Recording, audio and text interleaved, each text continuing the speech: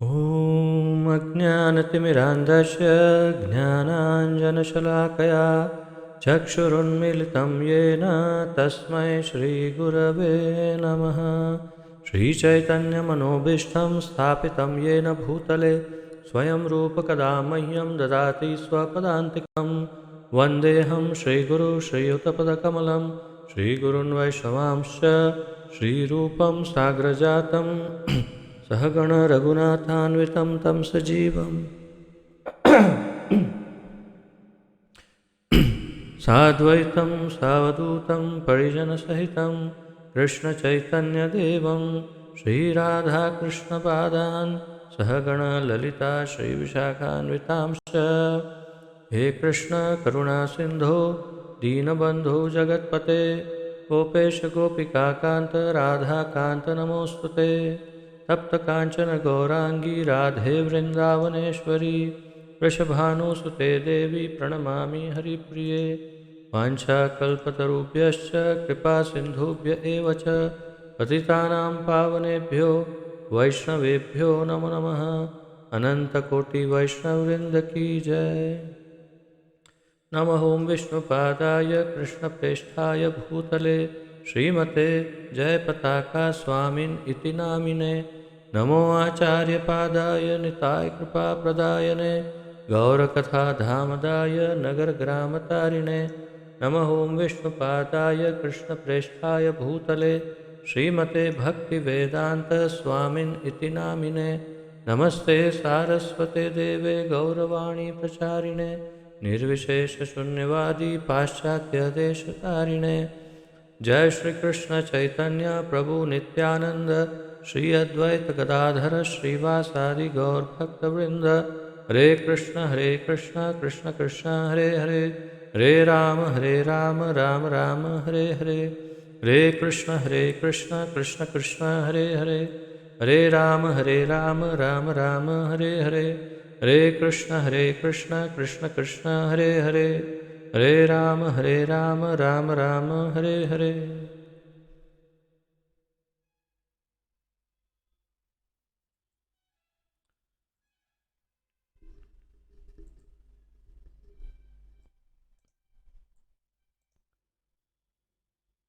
आप सबका बहुत बहुत स्वागत है आज के इस अत्यंत महत्वपूर्ण दिव्य कार्यक्रम में, जिसके अंतर्गत हम सम्मिलित रूप से श्रीमद् भगवद गीता यथारूप का अध्ययन कर रहे हैं, जिसका आलेखन हमारे इस्कॉन के संस्थापक आचार्य श्री श्रीमद् अभय चरणारविंद भक्तिवेदांत स्वामी श्री प्रभुपाद जी ने किया है। श्री प्रभुपाद की जय।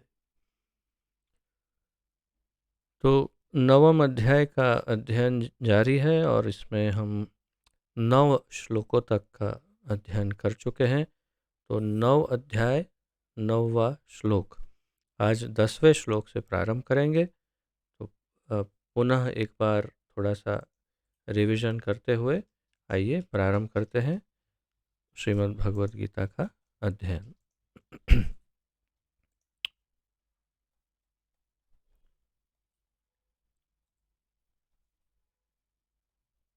तो आपको स्मरण होगा कि हमने जो छठे अध्याय से, छठे श्लोक से क्षमा करिए, इसका पिछली बार अध्ययन किया था।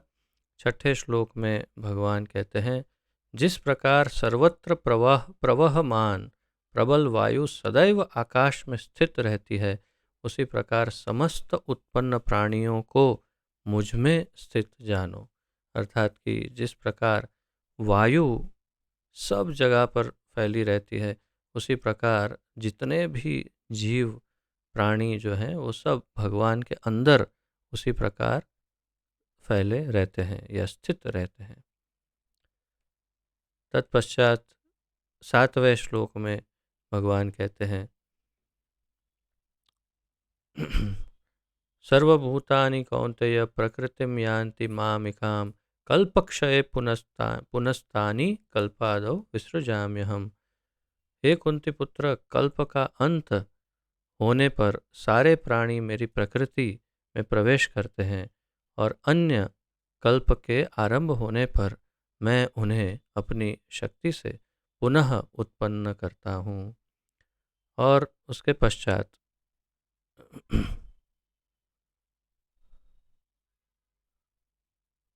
8वें श्लोक में कहते हैं प्रकृतिम स्वामवष्टभ्य विसृजामि पुनः पुनः भूतग्राममिमं कृत्स्नम् अवशं प्रकृतेर्वशात्। अर्थात संपूर्ण विराट जगत मेरे अधीन है, यह मेरी इच्छा से बारंबार स्वतः प्रकट होता है और मेरी ही इच्छा से अंत में विनष्ट होता है। तो ये सारा जगत भगवान के अधीन है और भगवान की इच्छा से स्वयंभू अपने आप स्वतः प्रकट होता है, ऑटोमेटिक, और अपने आप फिर उसके समय आने पर विनष्ट हो जाता है। 9वें श्लोक में कहते हैं न च माम तानि कर्माणि निबध्नति धनंजय उदासीन वदासीनम असक्तम तेषु कर्मसु। अर्थात हे धनंजय, ये सारे कर्म मुझे नहीं बांध पाते, मैं उदासीन की भांति इन सारे भौतिक कर्मों से सदैव विरक्त रहता हूँ। तो हमने देखा कि किस प्रकार जो भी कर्म है जीवों के, उन कर्मों में भगवान को कोई वास्तव में कुछ भी लेना देना नहीं, उनको वो कर्म छू नहीं पाते या बांध नहीं पाते, और भगवान उन कर्मों से उदासीन रहते हैं, अर्थात उससे दूर रहते हैं थोड़े से, और विरक्त भी रहते हैं, जैसे भगवान बता रहे हैं। और आज 10वां और 11वां जो श्लोक है, बल्कि 10 से आगे काफ़ी सारे श्लोक ऐसे हैं जो सभी कंठस्थ करने योग्य भी हैं और अत्यंत महत्वपूर्ण श्लोक हैं। तो आप अवश्य इन्हें भी कंठस्थ करिएगा 10वें श्लोक से आगे फिर।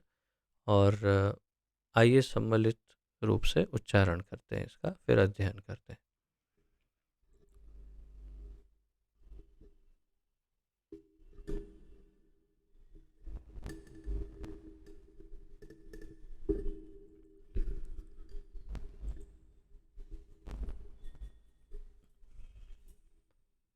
मय्या दक्षेण प्रकृतिः सूयते सचराचरम् हेतुनानेन कौन्तेय जगद्विपरिवर्तते।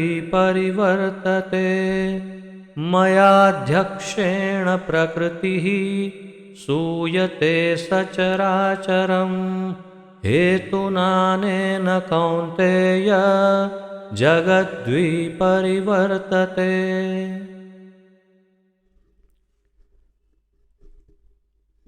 मयाध्यक्षेण प्रकृतिः सूयते सचराचरम् हेतुनानेन कौन्तेय जगद्विपरिवर्तते। शब्दार्थ, अनुवाद तथा तात्पर्य श्रील प्रभुपाद जी द्वारा। मया मेरे द्वारा अध्यक्षेण अध्यक्षता के कारण प्रकृति सूयते प्रकट होती है,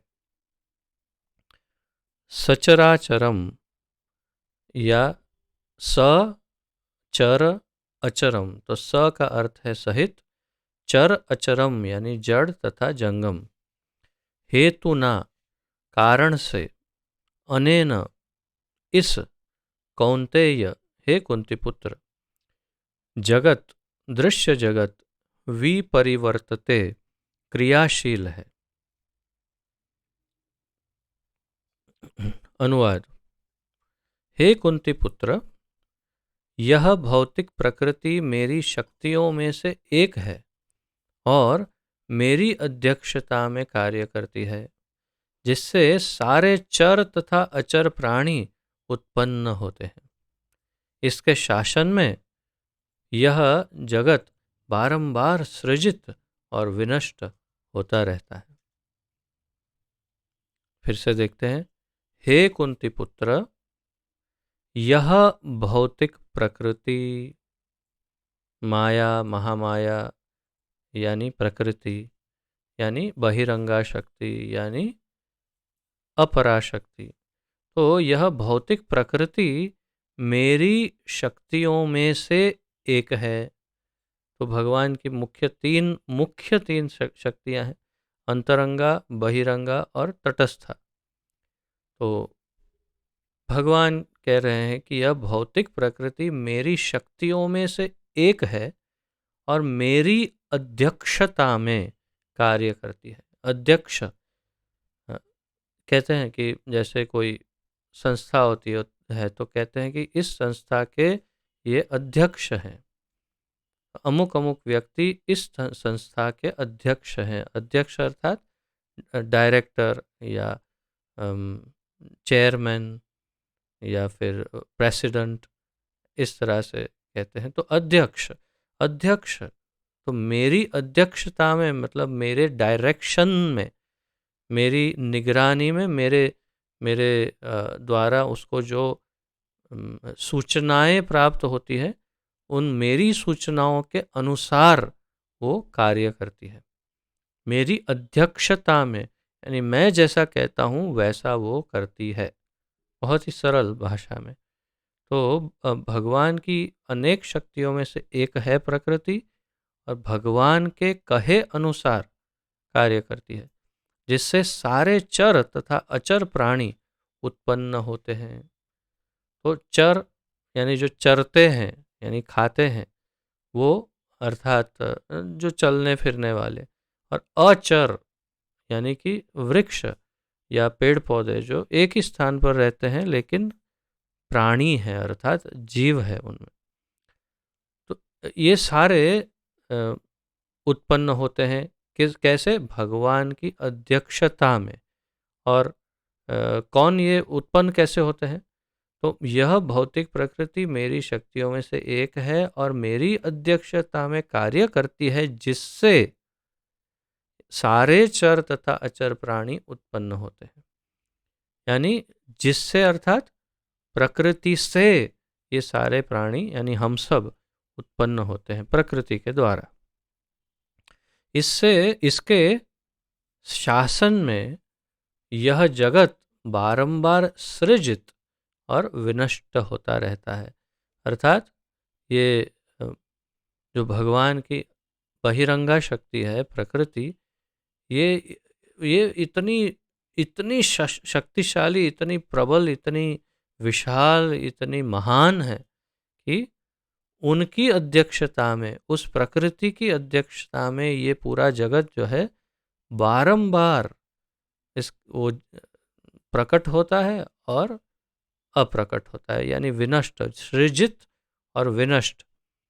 प्रकट अप्रकट का अर्थ अलग होता है, लेकिन सृजन और विसर्जन या विनाश ये अलग चीज है। सर्जन यानी बनाना और विनाश यानी कि नाश कर देना। तो बारंबार ये भौतिक जगत का सृजन होता है, बनता है ये जगत, और उसका नाश भी हो जाता है। किसकी अध्यक्षता में, किसके द्वारा, किसके शासन में? प्रभुपाद जी कहते हैं यानी इस प्रकृति के शासन में। तात्पर्य, यहाँ यह स्पष्ट कहा गया है कि यद्यपि परमेश्वर इस जगत के समस्त कार्यों से पृथक रहते हैं, किंतु इसके परम अध्यक्ष यानी निर्देशक, डायरेक्टर, वही बने रहते हैं। इस पूरे तात्पर्य में प्रभुपाद जी ये स्थापित करेंगे कि किस प्रकार भगवान ने जैसे पूर्व के कई श्लोकों में कहा कि इन सब से मुझे कुछ लेना देना नहीं, न कर्मों से लेना देना है, न मैं इनके अंदर रहता हूँ, लेकिन ये सब मेरे अंदर रहते हैं। तो ये कैसे समझा जाए? वही उसी श्रृंखला में एक और श्लोक और उसी श्रृंखला में एक और तात्पर्य प्रभुपाद जी यहाँ प्रस्तुत करेंगे और कह रहे हैं कि समझाएंगे कि किस प्रकार भगवान को इससे कुछ लेना देना नहीं है और फिर भी सब कुछ भगवान के ही द्वारा हो रहा है। तो पहली लाइन समझिए, यहाँ यह स्पष्ट कहा गया है कि यद्यपि परमेश्वर इस जगत के समस्त कार्यों से पृथक रहते हैं, भगवान इन सब कार्यों से अलग रहते हैं। कुछ उनको अंदर, हमने ब्रह्म संहिता में भी देखा था कि भगवान जैसे ही ये प्रकृति और शंभु मिलकर के सृजन आरंभ करते हैं, भगवान योग निद्रा में चले जाते हैं। उनको ये इसमें कोई इंटरेस्ट नहीं है, भौतिक संसार। किंतु इसके परम अध्यक्ष जैसे कभी कभी assistant director, deputy director, executive director, ऐसे ऐसे अलग अलग पोस्ट होती है, लेकिन एक होता है मैनेजिंग डायरेक्टर, यानी परम अध्यक्ष या डायरेक्टर। तो भगवान स्वयं परम अध्यक्ष, मैनेजिंग डायरेक्टर, एमडी या तो डायरेक्टर के रूप में या प्रेसिडेंट के रूप में बने रहते हैं। परमेश्वर परम इच्छामय है और इस भौतिक जगत का के आधार भूमि स्वरूप हैं, किंतु इसकी सभी व्यवस्था प्रकृति द्वारा की जाती है। तो भगवान की, आप देखिएगा प्रभुपाद जी के पूरे तात्पर्य में बार बार भगवान को सामने लाएंगे प्रभुपाद जी, और फिर पीछे ले जाएंगे, फिर सामने लाएंगे, फिर पीछे ले जाएंगे, क्योंकि ऐसा ही है। भगवान वास्तव में उनके द्वारा ही सब हो रहा है, लेकिन फिर भी उनको कुछ लेना देना नहीं। तो इसलिए यहाँ पर परमेश्वर परम इच्छामय है, वो तो ठीक है, उनकी इच्छा से सब होता है, और इस भौतिक जगत के आधार भूमि स्वरूप है, अर्थात कि ये पूरा जगत जो है वो भगवान के ही इच्छा आधार पर ये निर्मित है पूरा जगत। किंतु इसकी सभी व्यवस्था प्रकृति द्वारा की जाती है, लेकिन व्यवस्था प्रकृति करती है, स्वयं नहीं करते।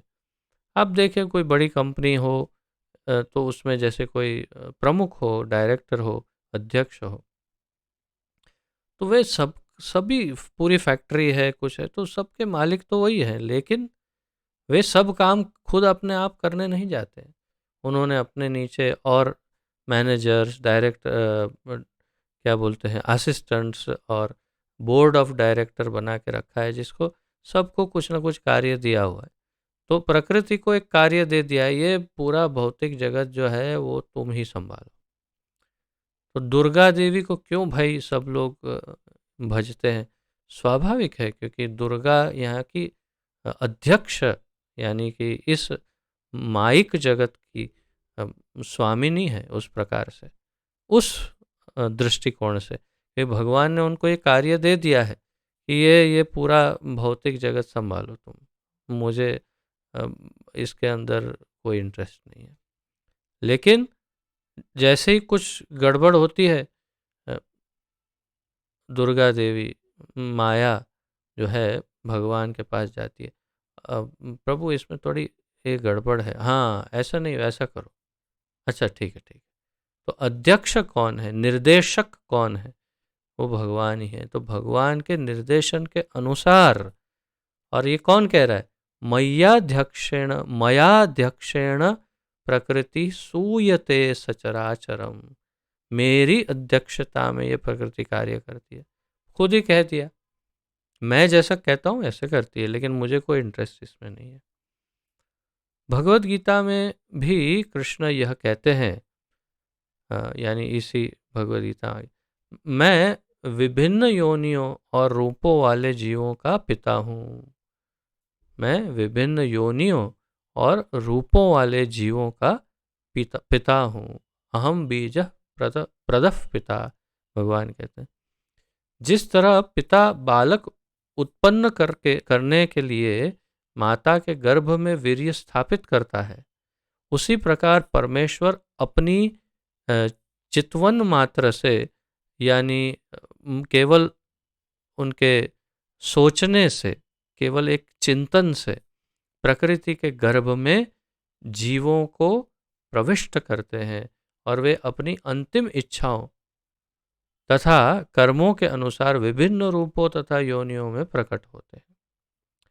तो भगवान अपनी एक केवल विचार मात्र और दृष्टि से, केवल एक दृष्टिपात, तो उन्होंने एक एक बार ऐसे देख लिया प्रकृति को, तो उनकी केवल मात्र दृष्टि से जो प्रकृति है वो गर्भस्थ हो जाती है और उनके अंदर सारे जीव प्रकट हो जाते हैं। तो मूल कौन है?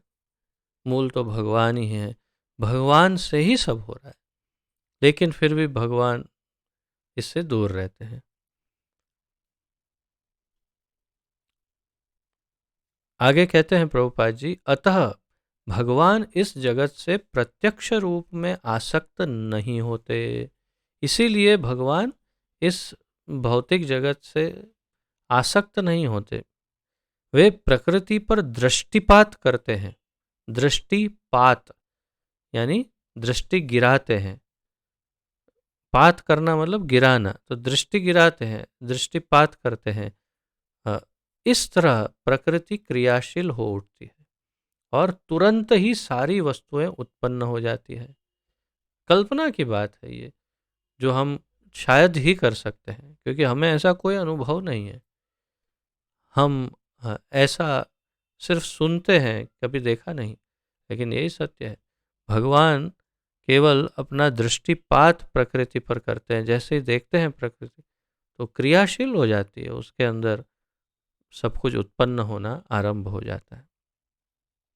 चूंकि वे प्रकृति पर दृष्टिपात करते हैं, इसलिए परमेश्वर की ओर से तो निस्संदेह क्रिया होती है।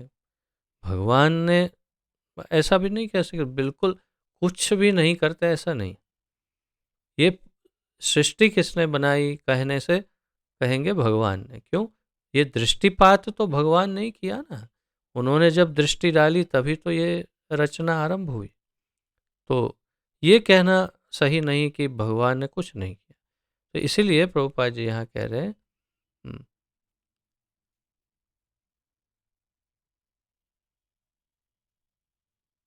इसीलिए परमेश्वर की ओर से तो निसंदेह क्रिया होती है, किंतु भौतिक जगत के प्राकट्य से उन्हें कुछ लेना देना नहीं रहता। भौतिक जगत प्रकट हुआ, उससे उनको कुछ लेना देना नहीं है। स्मृति में एक उदाहरण मिला है जो इस प्रकार है। स्मृति तो श्रुति और स्मृति ये सब यानी कि वेदों के नाम है। श्रुति और स्मृतियाँ अर्थात ये वेद, उपनिषद, ये सब को पुराण आदि इनके अलग अलग उनको बुलाने के नाम हैं। तो स्मृति अर्थात वैदिक ग्रंथों को कहते हैं, निश्चित रूप से किसी प्रकार के वैदिक ग्रंथों को। तो स्मृति में एक उदाहरण मिलता है और वो है, जब किसी व्यक्ति के समक्ष फूल होता है तो उसे उसकी सुगंधी मिलती रहती है, किंतु फूल तथा सुगंध एक दूसरे से विलग रहते हैं। जैसे गुलाब है, बहुत सुंदर लाल गुलाब, वो आपके सामने यहाँ रखा है, नाक के सामने, मुंह के सामने, और आप सांस ले रहे हैं तो आपको गुलाब की सुगंध आती है। लेकिन क्या एक गुलाब पूरा आपके नाक के अंदर चला जाता है? या उसकी सुगंध लेने के लिए उस गुलाब को क्या ऐसा मसल के नाक के अंदर भरना पड़ता है? नहीं, गुलाब यहाँ हाथ में पकड़ा है तो भी सुगंध आती है। अर्थात गुलाब की सुगंध कहते हैं हम। सुगंध किसकी है? गुलाब की। लेकिन गुलाब अलग है, सुगंध अलग है। गुलाब और सुगंध एक नहीं है। गुलाब की सुगंध है लेकिन गुलाब सुगंध नहीं है, और सुगंध गुलाब नहीं है, दोनों अलग अलग है। तो इसी प्रकार यहाँ प्रभुपाद जी उदाहरण देकर कहते हैं कि ये स्मृति में ये उदाहरण मिलता है, और फिर कहते हैं किंतु फूल तथा सुगंध ही एक दूसरे से विलग रहते हैं।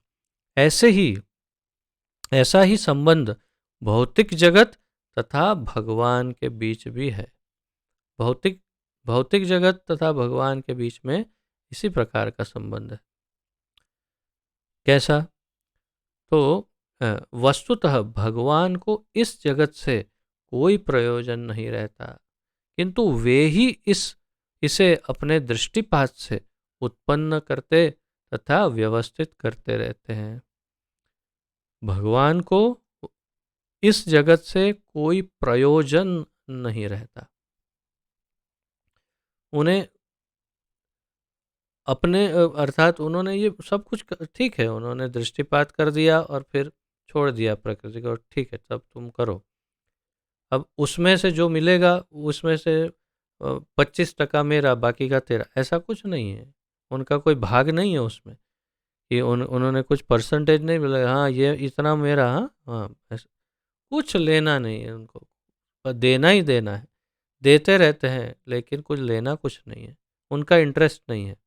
तो भगवान इस जगत से उनको कोई प्रयोजन नहीं रहता, किंतु वे ही इसे अपने दृष्टिपात से उत्पन्न करते हैं तथा व्यवस्थित करते हैं।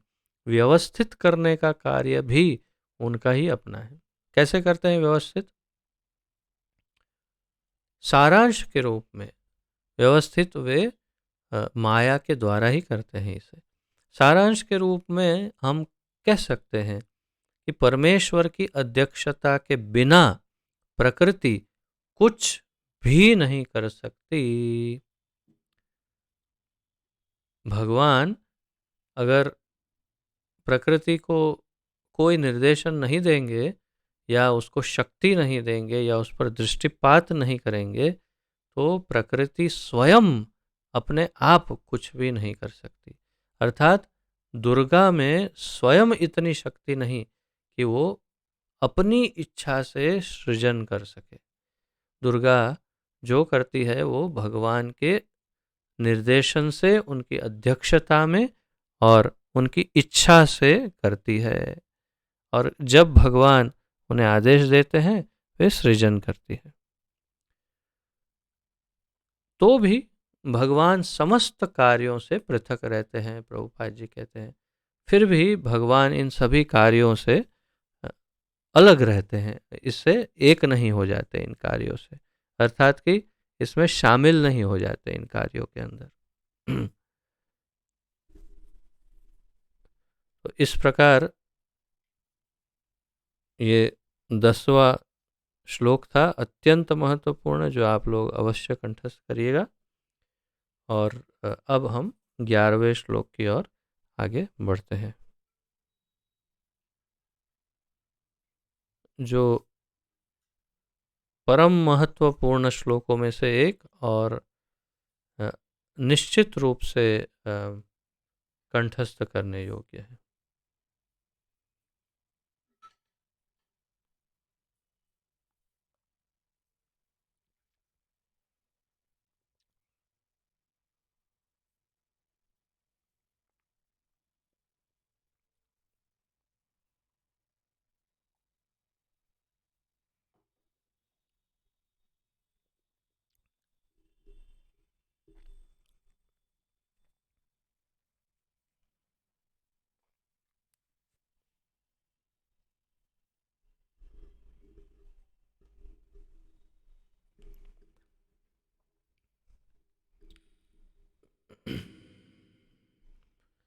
अवजानन्ति मां मूढा मानुषीं तनुम् आश्रितं परं भावमजानन्तो मम भूतमहेश्वरम्।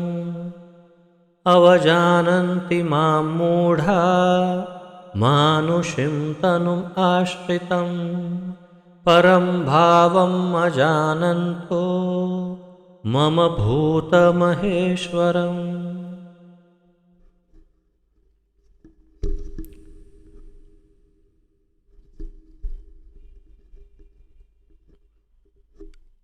अवजानन्ति, यहाँ पर अवजानन्ति शब्द का प्रभुपाद जी ने अनुवाद किया है उपहास करते हैं।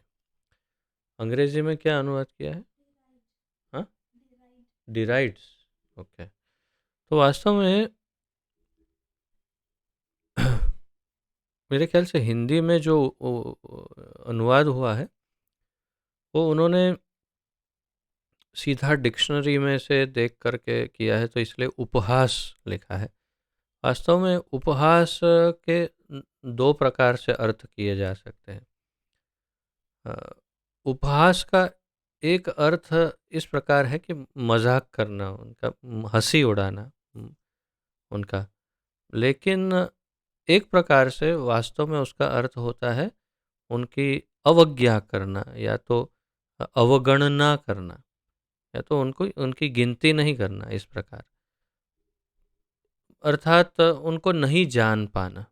तो अवजानन्ति का अर्थ है कि मुझे नहीं समझ पाते, या फिर मेरा उपहास करते हैं, यानी उनको गिनती में नहीं लेते, अरे ये कुछ नहीं ऐसे। तो प्रभुपाद जी आगे तात्पर्य में इसे अच्छी तरह समझाएंगे। तो अवजानन्ति यानी उपहास करते हैं, माम मुझको, मूढ़ाहा मूर्ख व्यक्ति, मानुष्यम मनुष्य रूप में, तनुम शरीर, आश्रितम मानते हुए, परम दिव्य भावम स्वभाव को अजानन्तः न जानते हुए, मम मेरा, भूत प्रत्येक वस्तु का, महा ईश्वरम परम स्वामी, महा ईश्वरम परम स्वामी। ईश्वर तो ठीक है, महा ईश्वर। अनुवाद: जब मैं मनुष्य रूप में अवतरित होता हूँ तो मूर्ख मेरा उपहास करते हैं, वे मुझ परमेश्वर के दिव्य स्वभाव को नहीं जानते। तो ये, जैसे मैंने आपको निवेदन किया, परम महत्वपूर्ण श्लोकों में से एक है। तो यहाँ पर भगवान बहुत ही स्पष्ट रूप से कह रहे हैं कि केवल मूर्ख लोग भगवान को नहीं समझ सकते। अवजानन्ति माम मूढ़ा, मूर्ख लोग मुझे नहीं जानते या मेरा उपहास करते हैं। मानुषिम तनुम आश्रितम, मानुषिम मनुष्य शरीर में, तनुम मतलब शरीर। मैंने आपको पहले भी दो चार बार समझाया था शायद। मानुषिम तनुम अर्थात मनुष्य शरीर, आश्रितम यानी मैंने आश्रय लिया है, कि मैंने ये शरीर ग्रहण किया है, ऐसा ये लोग समझते हैं, मूर्ख लोग। परम भावम अजानन्तो, तो मेरा परम भाव जो है, अर्थात मेरा परम स्वभाव, भगवत्ता मेरी जो है, भगवान होने की मेरी शक्ति, अवजानन्तो नहीं जानते। मम भूत महेश्वरम, सब सभी जीवों का, भूत प्रत्येक वस्तु, प्रभुपाद जी अनुवाद करते हैं, प्रत्येक वस्तु का महा ईश्वर हूँ मैं, ये वो नहीं जानते। अपना परिचय भी दे रहे हैं भगवान यहाँ पर। अब देखिए किस प्रकार हमने दूसरे अध्याय से जो देखना प्रारंभ किया कि भगवान ने बोलना आरंभ किया, तब वे जीवात्मा के विषय में ये वो, और बीच बीच में थोड़ा सा परिचय, अपने भगवान होने का थोड़ा सा अल्प परिचय देते, फिर अधिकतर ज्ञान की बातें करते, फिर थोड़ा सा, फिर ऐसा करते करते करते 7वें अध्याय से अचानक उन्होंने अपनी भगवत्ता का परिचय देना प्रारंभ किया। और यहाँ पर तो इतना स्पष्ट कह रहे हैं कि मैं महा ईश्वर हूँ, परमेश्वर, महेश्वर, और मेरे स्वभाव को मूर्ख लोग नहीं जानते और मेरा उपहास करते हैं, और ऐसा समझते हैं कि मैं मनुष्य रूप में मनुष्य हूँ। लेकिन प्रभुपाद जी अब बहुत ही सुंदर ढंग से तात्पर्य में ये स्थापित करेंगे कि भगवान का शरीर मनुष्य का शरीर है, या उनका शरीर और भगवान दोनों एक ही है। तात्पर्य: इस अध्याय के पूर्ववर्ती श्लोकों में से यह स्पष्ट है कि यद्यपि भगवान मनुष्य रूप में प्रकट होते हैं, किंतु वे सामान्य व्यक्ति नहीं होते।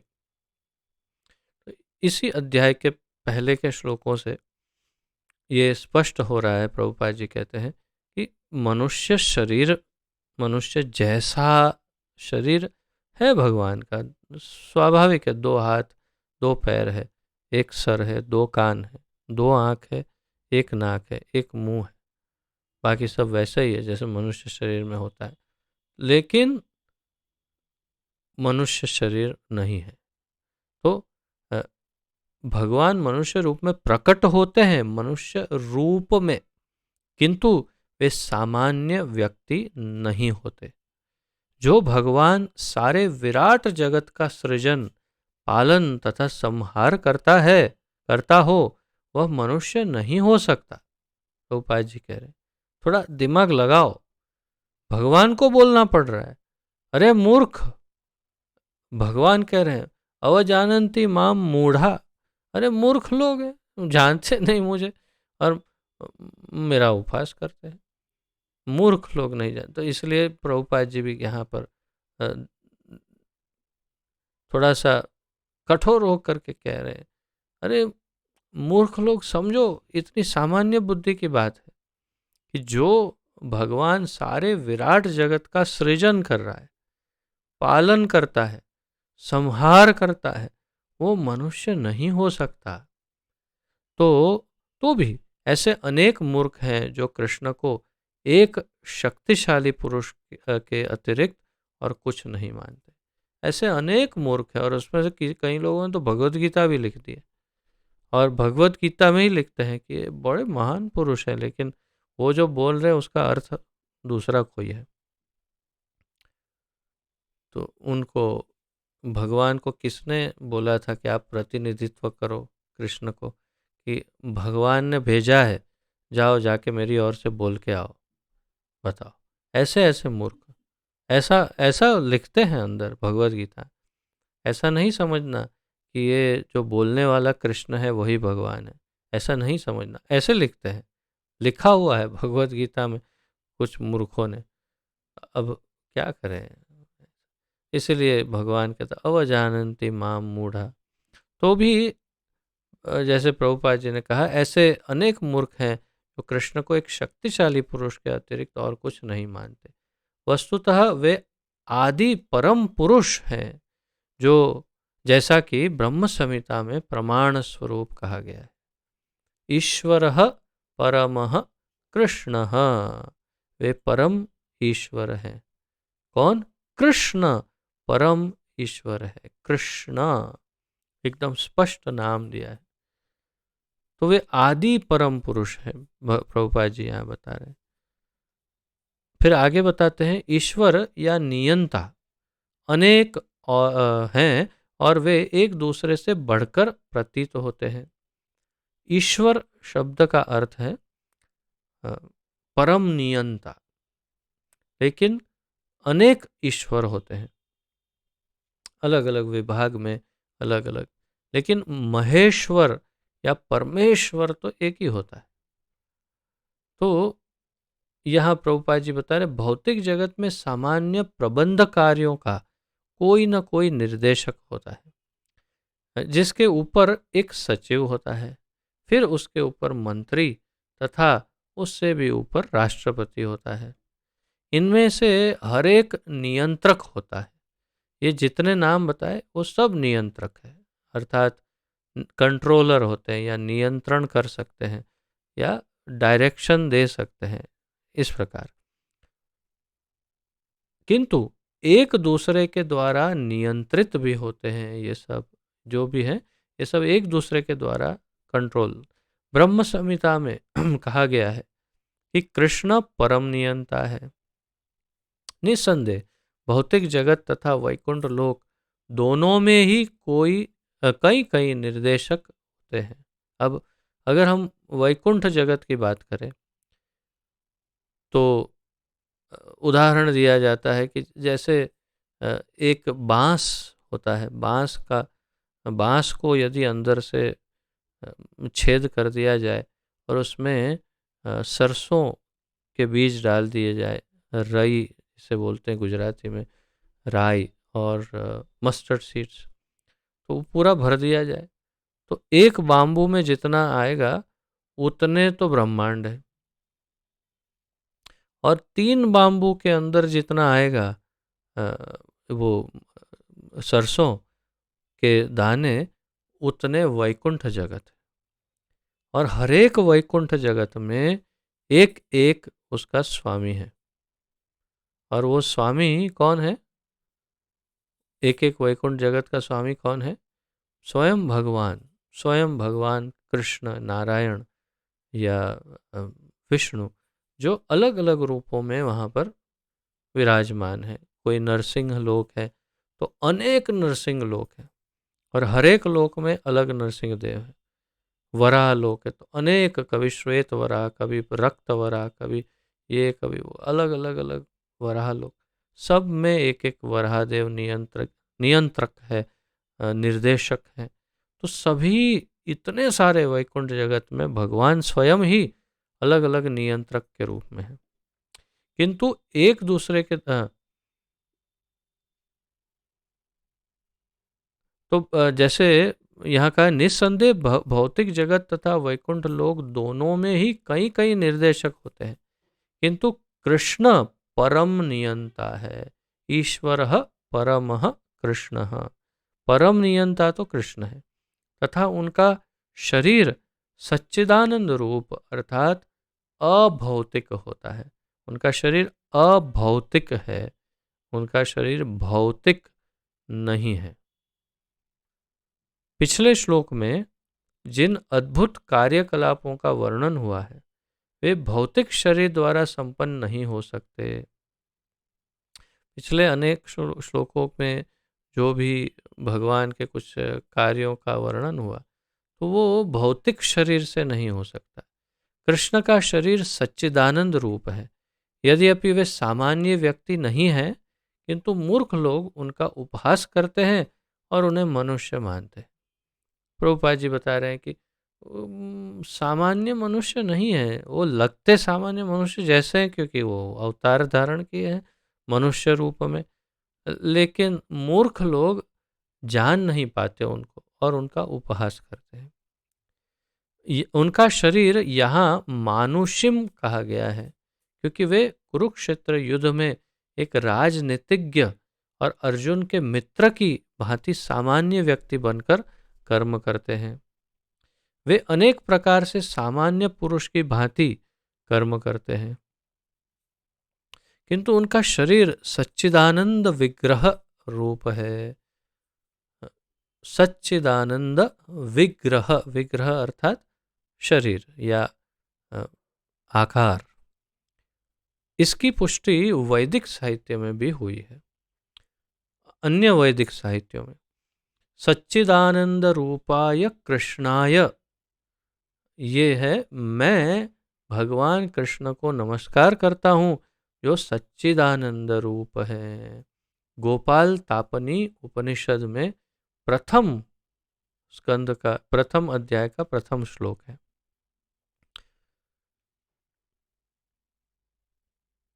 वेदों में ऐसे अन्य वर्णन भी हैं।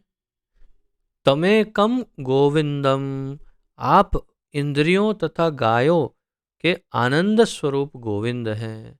सच्चिदानंद विग्रहम, तथा आपका रूप सच्चिदानंद स्वरूप है। ये भी गोपाल तापनी उपनिषद का प्रथम अध्याय का 35वां श्लोक है। तमेकम गोविंदम सच्चिदानंद विग्रहम। भगवान कृष्ण के सच्चिदानंद स्वरूप होने पर भी ऐसे अनेक तथाकथित विद्वान तथा भगवत गीता के टीकाकार हैं जो कृष्ण को सामान्य पुरुष कहकर उनका उपहास करते हैं।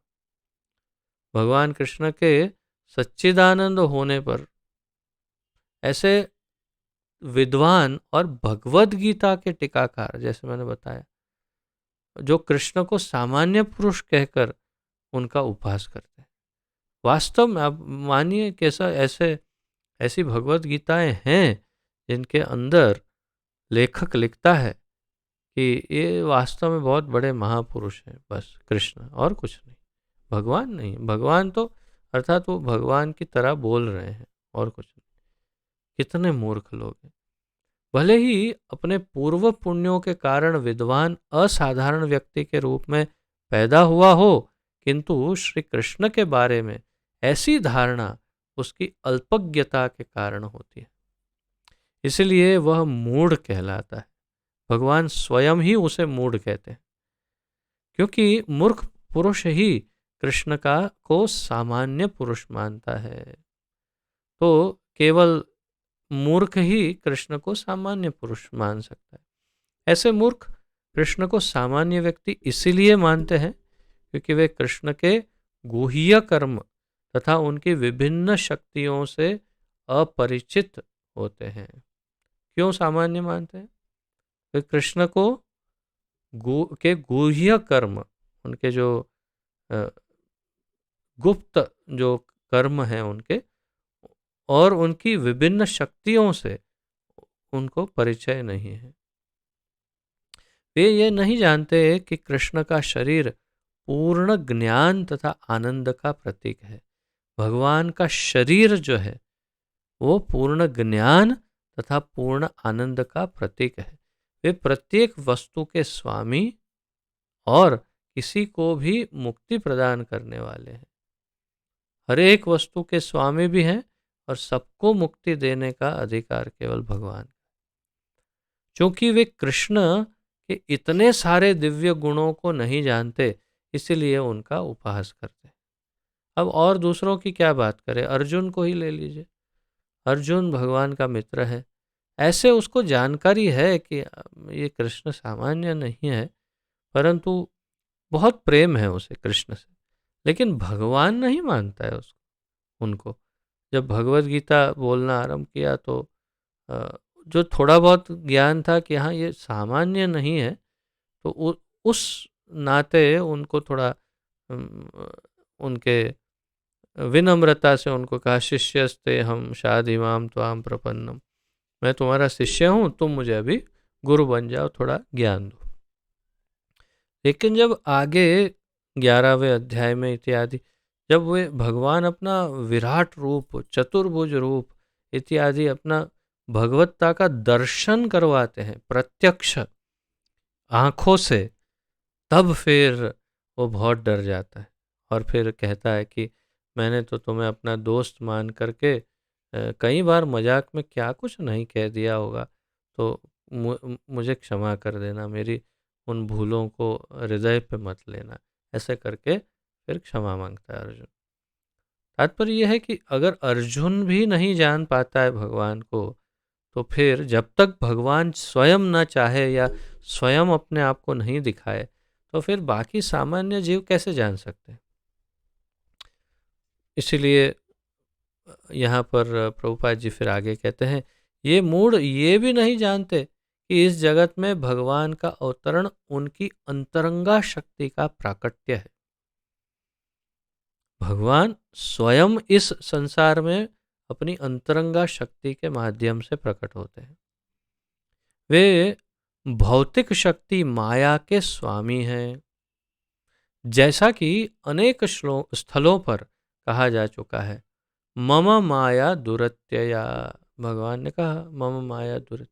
भगवान का दावा है कि यद्यपि भौतिक शक्ति अत्यंत प्रबल है, किंतु वह उनके वश में रहती है और जो भी उनकी शरण ग्रहण कर लेता है वह इस माया के वश से बाहर निकल आता है। मामेव ये प्रपद्यन्ते मायामेतां तरन्ति ते। यदि कृष्ण का शरणागत जीव माया के प्रभाव से बाहर निकल सकता है, तो भला परमेश्वर जो संपूर्ण विराट जगत का सृजन पालन तथा संहार करता है, हम लोगों जैसे शरीर को कैसे धारण कर सकते हैं। कितने मूर्ख हैं। देखो, सामान्य बुद्धि की ना बात है, एकदम सामान्य बुद्धि की बात है। जो जिसकी शरण लेने से माया से पार हो सकता है व्यक्ति, मामेव ये प्रपद्यन्ते मायामेतां तरन्ति, वही व्यक्ति स्वयं मनुष्य है। मनुष्य जैसा शरीर में आ गया तो मनुष्य हो गया, कैसे हो सकता है। अतः कृष्ण विषयक ऐसी धारणा मूर्खतापूर्ण है। फिर भी मूर्ख व्यक्ति यह नहीं समझ सकते कि सामान्य व्यक्ति के रूप में प्रकट होने वाले भगवान कृष्ण समस्त परमाणुओं तथा इस विराट ब्रह्मांड के नियंता किस तरह हो सकते हैं। वो सोच नहीं सकता है मूर्ख व्यक्ति। अरे मान भी लो ये जो बोल रहे हैं ऐसा, लेकिन ऐसा हो कैसे सकता है? ये तो मनुष्य जैसा है, तो कैसे ऐसा हो सकता है? बृहत्तम तथा सूक्ष्मतम तो उनकी विचार शक्ति से परे होते हैं। अतः वे ये सोच भी नहीं सकते कि मनुष्य जैसा रूप कैसे एक साथ विशाल को तथा अणु को वश में कर सकता है। तो बड़े से बड़ा बृहत्तम और छोटे से छोटा सूक्ष्मतम, ये उनकी विचार शक्ति से परे है। बड़े से बड़ा कैसे सोचेंगे, छोटे से छोटा क्या सोचेंगे? और इसीलिए वे अ, विशाल को तथा अणु को वश में कर सकता है कौन? भगवान एक साथ। यदि अपि कृष्ण असीम तथा ससीम को नियंत्रित करते हैं, किंतु वे इस जगत से विलग रहते हैं। कृष्ण असीम तथा ससीम को नियंत्रित करते हैं। असीम यानी जिसकी सीम ना हो, सीम यानी सीमा, सीमा यानी बॉर्डर। तो जिसकी कोई सीमा ना हो ऐसे असीम को, और ससीम यानी जिसकी सीमा हो, दोनों को नियंत्रित करते हैं भगवान। किंतु वे इस जगत से विलग रहते हैं, फिर भी इस जगत से अलग रहते हैं। उनकी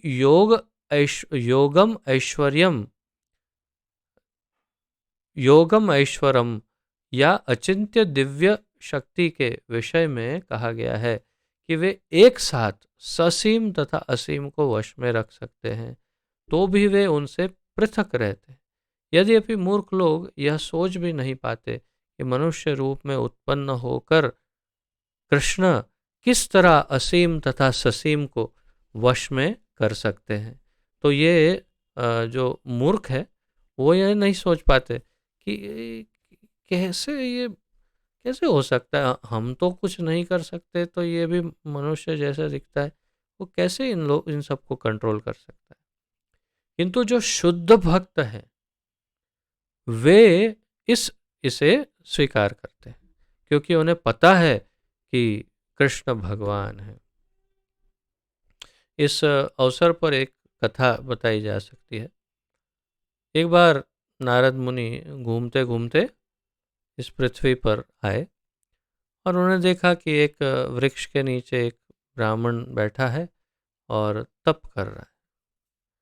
नारद मुनि आए तो उन्होंने प्रणाम किया, कहा कि बताइए। उन्होंने कहा आप क्या कर रहे हैं? तो कहा, मैं तप कर रहा हूँ, मैं भगवान के दर्शन की अभिलाषा से बैठा हूँ और चाहता हूँ भगवान दर्शन दे मुझे और मेरी मुक्ति हो जाए।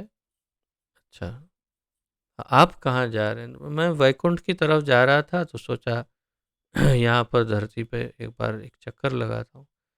बोला तो आप अगर वैकुंठ जा रहे हैं तो मेरा काम कर दीजिए, आप ठाकुर जी को पूछना, नारायण को, कि मुझे कब दर्शन मिलने वाला है। तो ठीक है, पूछ के आऊँगा तो वापस तो बता दूंगा आपको। ठीक है, चले गए। थोड़े आगे गए तो देखा एक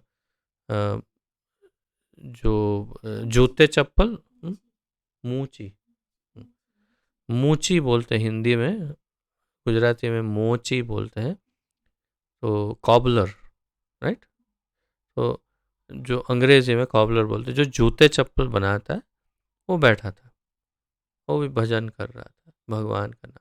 नारद मुनि को देख करके साष्टांग दंडवत प्रणाम किया और नारद मुनि को पूछा कि आप यहाँ किस हेतु से आए? तो बोले बस मैं ऐसे ही निकल रहा था। आप क्या कर रहे हैं? तो मैं बस मेरा कार्य कर रहा हूँ, भजन कर रहा हूँ और भगवान का इंतज़ार कर रहा हूँ। भगवान का इंतज़ार कर रहे हैं? हाँ, मैं चाहता हूँ कि भगवान मुझे दर्शन दे और मैं मुक्त हो जाऊँ इस जन्म मृत्यु के चक्र से। अच्छा, आप कहाँ जा रहे हैं? मैं वैकुंठ जा रहा हूँ। अरे, अगर वैकुंठ जा रहे हैं तो एक मेरा छोटा सा कार्य करिए, भगवान को पूछना कि कब मेरा उद्धार होगा, कब मुझे दर्शन देंगे। नारद मुनि ने कहा ठीक है, मैं जा ही रहा हूँ तो पूछता हूँ, आता हूँ वापस तो लौट के आपको बता दूंगा, इन्फॉर्मेशन दे दूंगा। ठीक, वहाँ से निकल गए नारद। भगवान के पास गए गए भगवान को पूछा कि ऐसे ऐसे ये दोनों मिले थे। तो भगवान ने कहा कि उस ब्राह्मण को बोलना कि अभी कई हजार जन्म लगेंगे उसे, बहुत समय लगेगा, तब उसकी मुक्ति होगी। और फिर उस वो पूछेगा क्या कर रहे थे भगवान, तो उनको बोलना कि एक सुई की नोक में से हाथी को निकाल रहे थे। सुई, जो सीने वाली सुई होती है, उस सुई में एक छेद होता है, उस छेद के अंदर से हाथी को निकाल रहे थे। ठीक है। और फिर वो अगर वो मूची पूछे तो हाँ, उसे भी वही बात करना कि तुम्हारे भी बहुत कई हजार जन्म लगेंगे, बहुत समय। उसको कहना तुम जिस वृक्ष के नीचे बैठे हो ना, इसमें जितनी पत्तियां हैं उतनी पत्तियां गिनो, उतने जन्म लगेंगे, उसके बाद तुम्हें भगवान दर्शन देंगे। और फिर उससे भी कहना कि मैं सुई की नोक से हाथी निकाल। क्या पर कहना चाहते हैं भगवान कुछ समझ में नहीं आता है। लेकिन फिर वो नारद जी बोलते तो वास्तव में दोनों को उतना ही टाइम लगेगा। बोले नहीं नहीं, मूची का तो समय हो गया है।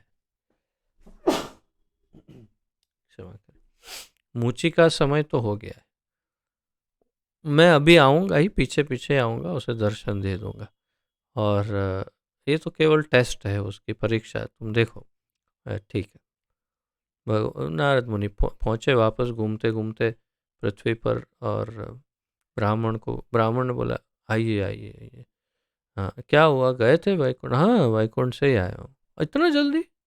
हाँ, उसमें क्या है, हमारे पास शक्तियाँ रहती है ना, इतना जल्दी कैसे आ सकते हैं? हाँ ठीक है, क्या हुआ? तो भगवान मिले? हाँ मिले ना, क्यों नहीं, क्या कर रहे? अरे कुछ नहीं, वो बातें की, सब हुआ। और पूछा तो हाँ पूछा, क्या बोला? कुछ नहीं, वो भगवान कह रहे थे कि बहुत बहुत सारे जन्म लगेंगे। अच्छा। तो उन्होंने कहा फिर भी? तो बोले कई हजार जन्म। वो ब्राह्मण उठ गया, उसने अपना आसन जो है उठाया, ऐसे मिट्टी झाड़ के उसको पोटली बांध के ऐसे डाल दिया अंदर। ठीक है, तो फिर मैं चलता हूँ घर। क्यों, क्या हुआ? अरे जब बहुत सारे हजार जन्म लगने वाले हैं तो अभी से क्यों मेरा टाइम वेस्ट करूँ, अब आगे के जन्मों में देखा जाएगा। और अच्छा अच्छा, एक बात बताओ, वो कर क्या रहे थे भगवान वैसे? आपने बोला मिले आप। नहीं, वो एक सुई थी उनके हाथ में, और एक हाथी को लिया और उसकी नोक से निकाला। हाँ, अब मैं समझ गया। आपका तो काम ही यही है, मैंने पढ़ा है शास्त्रों में कि आप सबको कुछ ना कुछ उल्टा सीधा बोलते रहते हैं, आप सबके साथ मजाक करते हैं, और कभी इधर की बात उधर, उधर की बात इधर। तो आपकी बात पर मुझे कोई भरोसा नहीं। आपने अभी जो बोला, कभी ऐसा हो सकता है? कोई कभी कोई कभी सोचा है, सुना है कभी कोई हाथ सुई की नोक से हाथी को निकाले? क्यों मजाक करते हो मेरे जैसे ब्राह्मणों का? मैं ब्राह्मण हूँ, आप जानते हैं। एक ब्राह्मण का आप अपमान कर रहे हो, ऐसा नहीं करना चाहिए, आपको शोभा नहीं देता। ऐसा कह के ब्राह्मण चला गया वहां से। आश्चर्यचकित हो गए नारद मुनि। उन्होंने कहा भगवान की लीला भगवान ही जाने। वो आगे गए, मूची बैठा था वही वृक्ष के नीचे। अरे दंडवत प्रणाम किया, कहा कि भगवान का संदेश, भगवान ने कहा है कि ये वृक्ष पर जितनी पत्तियां हैं उतने जन्म लगेंगे। लेकिन तो नाचने लग गया। क्या बात कर रहे हैं नारद मुनि? बोले हाँ, तो तुम नाच क्यों रहे हो? बोले अरे इतने जन्मों के बाद भगवान मुझे दर्शन देंगे। भगवान इतने दयालु हैं कि इतनी पत्तियों जितने जन्म मेरे हो जाएंगे, बाद में मुझे दर्शन मिलेंगे उनके। तो भगवान कितने करुणामय है, ये सोच कर के मैं गदगद हो गया। और फिर कहा कि वैसे भगवान कर क्या रहे थे? तो उन्होंने कहा कि एक सुई ली और उसकी उसके छेद में से वो हाथी को ऐसे पिरो रहे थे। तो आंखों से दर दर दर दर एकदम अश्रुधारा बहने लगी, बहुत ही रोने लग गया। नारद जी ने कहा क्या हुआ? कहा कि देखो मेरे ठाकुर जी कैसे लीलाधर हैं, और कैसी अचिंत्य शक्तियां हैं मेरे ठाकुर जी की। उनकी शक्तियों का कौन कौन उसका अंदाजा लगा सकता है? एक सुई की नोक से हाथी को निकाल रहे हैं, वो तो सिर्फ मेरे भगवान ही कर सकते और कोई नहीं कर सकता।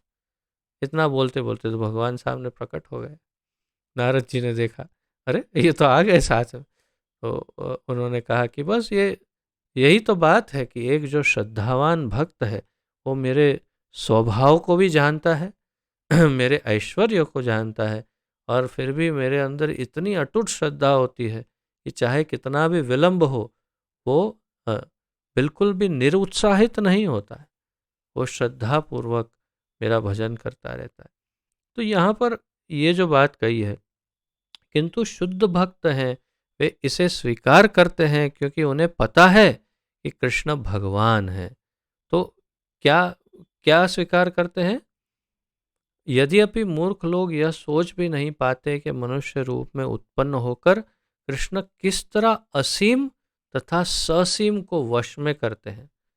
तो जैसे ब्राह्मण को पता नहीं चला कैसे सुई में से हाथी निकालेंगे, लेकिन उस मूची को पता चला कि भगवान कुछ भी कर सकते हैं क्योंकि वो शुद्ध भक्त था। तो शुद्ध भक्त ये स्वीकार कर सकते हैं कि भगवान की शक्तियां ऐसी असीम हैं कि वो असीम को और ससीम को दोनों को वश में कर सकते हैं और नियंत्रित कर सकते हैं। अतः वे पूर्णतया उनकी शरण में जाते हैं, शुद्ध भक्त, और कृष्ण भावनामृत में रहकर कृष्ण की भक्ति में अपने आप को रत रखते हैं। तो शुद्ध भक्त जो है वो हमेशा अपने आप को भगवान की भक्ति में ही डुबाए रखता है। आगे प्रभुपाद जी कहते हैं, सगुणवादियों तथा निर्गुणवादियों में भगवान के मनुष्य रूप में प्रकट होने को लेकर काफी मतभेद हैं। दो पार्टी है, एक सगुणवादी पार्टी और एक निर्गुणवादी पार्टी। न अब ये चर्चा तो हम हजारों बार कर चुके हैं अब तक प्रभुपाद जी के ग्रंथों के अध्ययन के दौरान, कि जो निर्गुण वाले लोग हैं वो भगवान को निर्गुण, निराकार, सर्वव्यापी, ऐसे मानते हैं। और सगुणवादी जो भक्त हैं, भक्त भगवान को सगुण साकार मानते हैं। तो इन दोनों का मतभेद चलता रहता है, प्रभुपाद जी कहते हैं। किंतु यदि हम भगवत गीता तथा श्रीमद् भागवत जैसे प्रामाणिक ग्रंथों का अनुशीलन कृष्ण तत्व समझने के लिए करें तो हम समझ सकते हैं कि कृष्ण भगवान है। अगर हम भगवत गीता और भागवत जैसे शुद्ध ग्रंथों का अनुशीलन करते हैं तो हम समझ सकते हैं कि कृष्ण भगवान है। यद्यपि वे इस धराधाम में सामान्य व्यक्ति की भांति प्रकट हुए थे, किंतु वे सामान्य व्यक्ति नहीं हैं। श्रीमद् भागवत में प्रथम स्कंद प्रथम अध्याय के 20वें श्लोक में कहा है, जब शौनक आदि मुनियों ने सूत गोस्वामी से कृष्ण के कार्यकलापों के विषय में पूछा तो शौनक ऋषि ने कहा,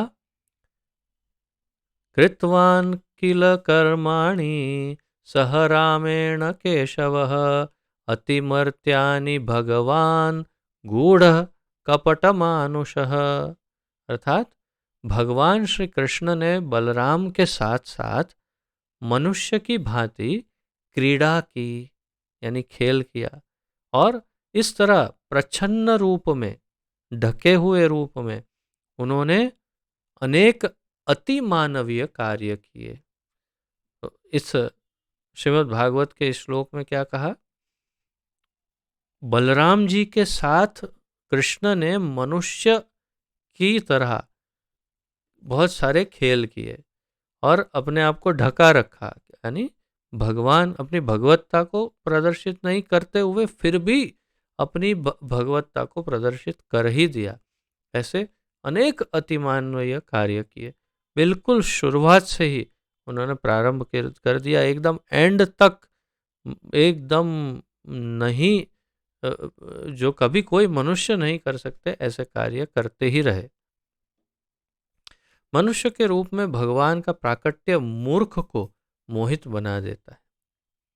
कोई भी मनुष्य उन अलौकिक कार्य को संपन्न नहीं कर सकता जिन्हें उन्होंने इस धरा पर करके दिखा दिया था। यहाँ श्री वृंदावन में रहते हुए ठाकुर जी ने जो भी लीलाएं की, जो भी कार्य किए, उनमें से कौन सा ऐसा कार्य है जो कोई मनुष्य कर सकता है? सबसे प्रचलित श्री गिरिराज जी को अपने बाएं हाथ के कनिष्ठा के नाखून के ऊपर उन्होंने उठाया, वो भी 7 दिन और 7 रात। कौन सा मनुष्य कर सकता है? गिरिराज तो ठीक है, प्रभुपाद जी कहते हैं तुम एक बड़ा सा पत्थर लेकर भी 7 घंटे भी ऐसे खड़े रह के दिखाओ, तब भी हम सोच पाएंगे कि हाँ शायद इसमें कुछ शक्ति है। ये तो पूरा गिरिराज उस समय ऐसा कहते हैं कि 8 मील के उनकी ये थी हाइट, और 16 मील का उनका आकार था बड़ा।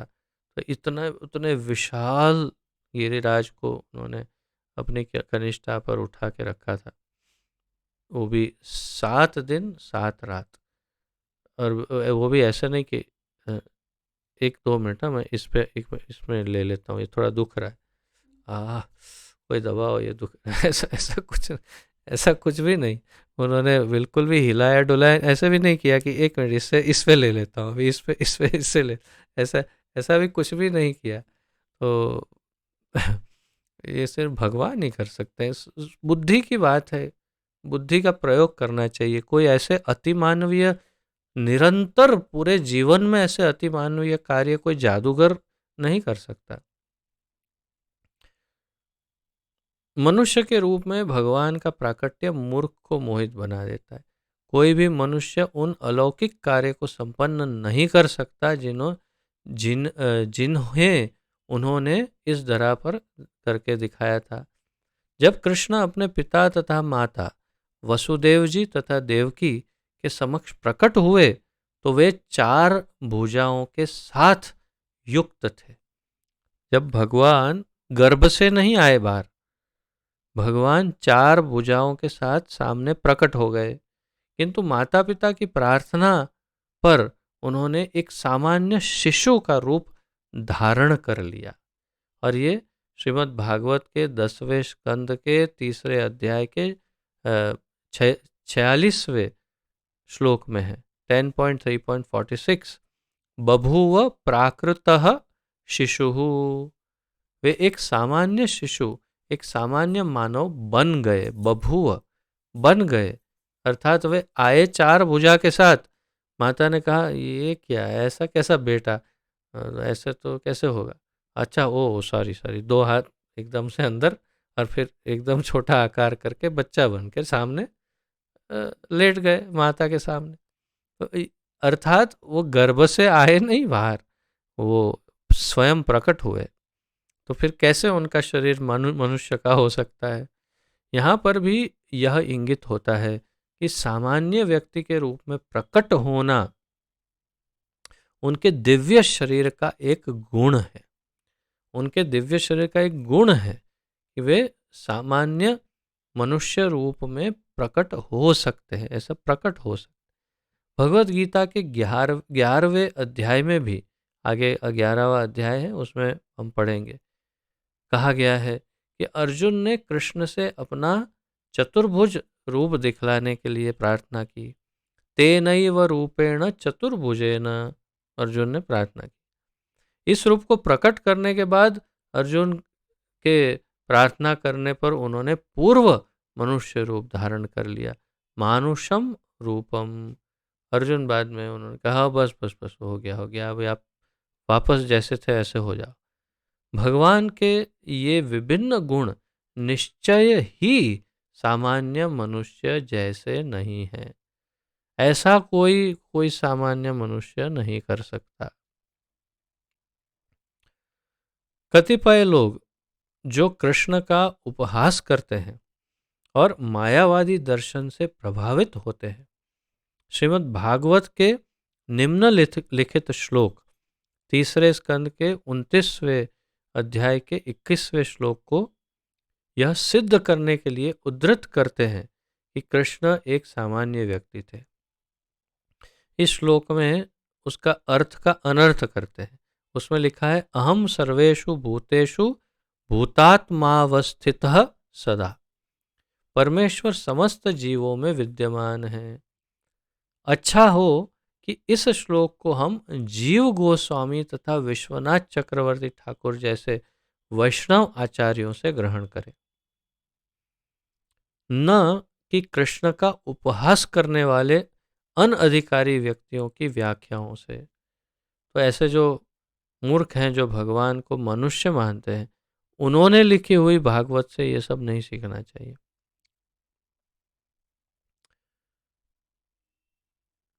जीव गोस्वामी इस श्लोक की टीका करते हुए कहते हैं कि कृष्ण समस्त चराचरों में अपने अंश विस्तार परमात्मा के रूप में स्थित है। सभी जीव के हृदय में अपने अंश विस्तार के रूप में, परमात्मा रूप में सभी जीव के हृदय में बैठे हैं भगवान। अतः कोई भी नवदीक्षित भक्त, नवदीक्षित अर्थात जिसकी अभी अभी दीक्षा हुई हो, यानी कि नए जुड़े हुए भक्त, जो मंदिर में भगवान की अर्चा मूर्ति पर ही ध्यान देते हैं और अन्य जीवों का सम्मान नहीं करता, वह वृथा ही मंदिर में भगवान की पूजा में लगा रहता है। प्रभुपाद जी कह रहे हैं ऐसे अनेक भक्त हैं जो नए नए जुड़ते हैं और भगवान के विग्रह से बहुत आकर्षित रहते हैं। वे वैष्णव अपराध करने में भी उन्हें हिचकिचाहट नहीं होती और अन्य कुछ नहीं, बस भगवान के विग्रह की सेवा करने में उनको रुचि होती है। भगवत भक्तों के 3 प्रकार हैं। भगवान के भक्तों के 3 प्रकार बताएं, जिनमें से नवदीक्षित सबसे निम्न श्रेणी के हैं। नया नया जिनका दीक्षा हुआ उन्हें सबसे निम्न श्रेणी में बताएं। नवदीक्षित भक्त अन्य भक्तों की अपेक्षा मंदिर के अर्चा विग्रह पर अधिक ध्यान देते हैं, तो वे भगवान की मूर्ति सेवा में अधिक ध्यान देते। अतः विश्वनाथ चक्रवर्ती ठाकुर चेतावनी देते हैं कि इस प्रकार की मानसिकता को सुधारना चाहिए। भक्त को समझना चाहिए कि चूंकि कृष्ण परमात्मा रूप में प्रत्येक जीव के हृदय में विद्यमान है, अतः प्रत्येक व्यक्ति परमेश्वर का निवास या मंदिर है। देखिए, बहुत ही अलग बात है। प्रभुपाद जी यहाँ पर जो लोग बोलते हैं मानव सेवा ही माधव सेवा है, तो प्रभुपाद जी इसका अर्थ समझाते हैं। मानव सेवा अर्थात माधव सेवा नहीं है, लेकिन मानव की सेवा ही नहीं करना ये भी ठीक नहीं है। मानवों की सेवा करनी चाहिए। प्रभुपाद जी कहते हैं अतः प्रत्येक व्यक्ति परमेश्वर का निवास या मंदिर है। क्यों?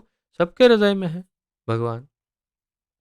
इसीलिए जिस तरह कोई भक्त भगवान के मंदिर का सम्मान करता है, वैसे ही उसे प्रत्येक जीव का सम्मान करना चाहिए। प्रभुपाद जी कहते हैं जैसे कोई मंदिर का सम्मान करता है, मंदिर में बैठे हुए भगवान का सम्मान करता है, विग्रह का, वैसे ही उसे प्रत्येक जीव का भी सम्मान करना चाहिए जिसमें परमात्मा निवास करते हैं। अतः प्रत्येक व्यक्ति का समुचित सम्मान करना चाहिए, कभी उपेक्षा नहीं करनी चाहिए। प्रभुपाद जी ने बहुत स्पष्ट निर्देशन दिया, कभी किसी जीव की उपेक्षा नहीं करनी चाहिए। भक्त छोड़ दीजिए, सामान्य किसी भी जीव की उपेक्षा नहीं करनी चाहिए।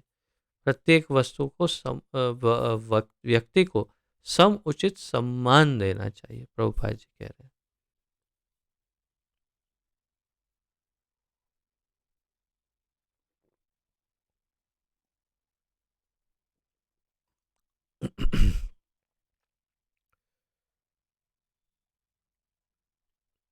ऐसे अनेक निर्विशेषवादी हैं, प्रभुपाद जी कहते हैं, जो मंदिर पूजा का उपहास करते हैं और सामने दूसरे ऐसे निर्विशेषवादी भी हैं नवदीक्षित भक्त हैं जो भगवान की सेवा में लगे रहते हैं और दूसरी सब चीज़ों की उपेक्षा करते हैं, लेकिन निर्विशेषवादी तो मंदिर पूजा का ही उपवास करते। वे कहते हैं कि चूंकि भगवान सर्वत्र है तो फिर अ, अपने आप को हम मंदिर पूजा तक ही सीमित क्यों रखें। ये लोग क्या कहते हैं निर्विशेषवादी, यदि भगवान तो सभी जगह है, भगवान सर्वत्र है, तो फिर मंदिर में क्यों उनको सीमित रखें। क्षमा करें। यदि ईश्वर सर्वत्र है तो क्या वे मंदिर या अर्चा विग्रह में नहीं होंगे। प्रभुपाद जी पूछ रहे हैं, आप कहते हो भगवान सभी जगह है तो मंदिर में क्या विशेष है, सब जगह भगवान है, ठीक है। तो सब जगह भगवान है लेकिन मंदिर में वो जो मूर्ति है उसमें भगवान नहीं है कि नहीं है। तुम कह रहे हो सब जगह है भगवान तो मंदिर में नहीं जाते, लेकिन हम कहते हैं कि भगवान सब जगह है लेकिन मंदिर में भी है, तो हम मंदिर में उनका आकार देखने जाते हैं, तो तुम क्यों नहीं जाते हो। तुम ये कहते हो कि नहीं सब जगह है वहीं नहीं है, तो फिर ऐसे थोड़ी चलेगा। तो ये मूर्खतापूर्ण बात है। प्रभुपाद जी कह रहे हैं यदि ईश्वर सर्वत्र है तो क्या वे मंदिर या अर्चा विग्रह में नहीं होंगे। यद्यपि सगुणवादी तथा निर्विशेषवादी निरंतर लड़ते रहेंगे, किंतु कृष्ण भावनामृत में पूर्ण भक्त यह जानता है कि यद्यपि कृष्ण भगवान हैं किंतु इसके साथ वे सर्वव्यापी भी हैं, जिसकी पुष्टि ब्रह्म संहिता में हुई है। यदि जैसे ब्रह्म संहिता के अंदर कहा है कि सभी जितने भी जीव हैं सबके हृदय में भी है और गोलोक एवं निवसति अखिल आत्मभूतौ, गोलोक में भी रहते हैं, सभी जीव के हृदय में भी रहते हैं और सर्वव्यापी भगवान भी है। यदि अभी उनका निजी धाम गोलोक वृंदावन है और वे वहीं निरंतर वास करते हैं, किंतु वे अपनी शक्ति की विभिन्न अभिव्यक्तियों द्वारा तथा अपने स्वांश द्वारा भौतिक तथा आध्यात्मिक जगत में सर्वत्र विद्यमान रहते हैं। तो भगवान अपनी स्व अंश शक्ति या अभिव्यक्ति के द्वारा, विभिन्न अभिव्यक्तियों द्वारा तथा अपने स्वांश द्वारा भौतिक और आध्यात्मिक जगत में सर्वत्र रहते हैं और फिर भी गोलोक में भी निवास करते हैं। गोलोक एवं निवसति अखिल आत्मभूतौ, सभी जगह रहते हैं। तो इस प्रकार ये बहुत सुंदर तात्पर्य, बहुत महत्वपूर्ण श्लोक और बहुत महत्वपूर्ण तात्पर्य यहाँ पर संपन्न हुआ। 12वां श्लोक जो है वो भी बहुत काफ़ी महत्वपूर्ण है, लेकिन उसका तात्पर्य काफ़ी लंबा है, इसलिए हम इसे यहाँ पर ही विराम देते हैं और फिर कल हम आगे बढ़ाएंगे। तो आपका यदि किसी का इन दोनों श्लोकों में कोई प्रश्न आदि हो, उत्कंठा, जिज्ञासा हो, तो प्रस्तुत कर सकते हैं।